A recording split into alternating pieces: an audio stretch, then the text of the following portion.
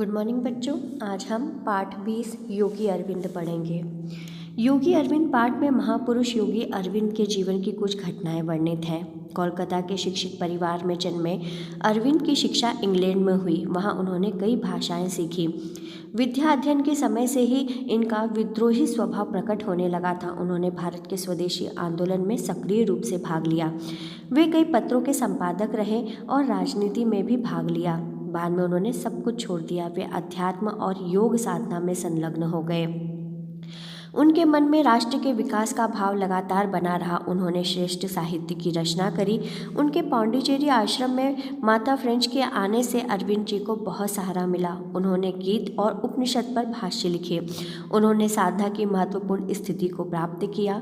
उन्होंने अपनी धर्मपत्नी को देश प्रेम और परोपकार का मार्ग सुझाया।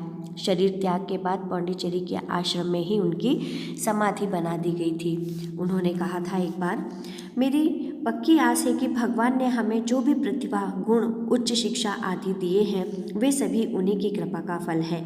इसलिए हमें उसे अपने परिवार के पालन पोषण में लगाना चाहिए। इसके अलावा बहुत ज़रूरी हो उस पर व्यय करना चाहिए। इसके बाद जो भी शेष बचता है वह ईश्वर को वापस कर देना चाहिए। अपने आनंद और आराम पर सब कुछ खर्च कर दिया तो व्यक्ति चोर माना जाएगा। मैं चोर नहीं बनना चाहता हूँ।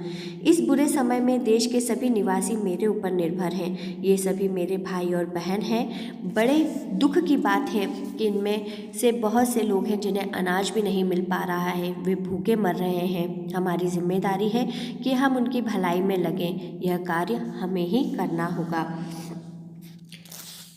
सादा जीवन और उच्च विचार का अपने जीवन में महत्व रखने वाले वो समझाते हैं कि इसका अर्थ है कि जीवन में दिखावा ना हो और विचार ऊंचे स्तर के हों। साधारण खान पान, रहन सहन, व्यवहार से जीवन जीते हुए श्रेष्ठ मानवीय विचारों का हमें पालन करना चाहिए।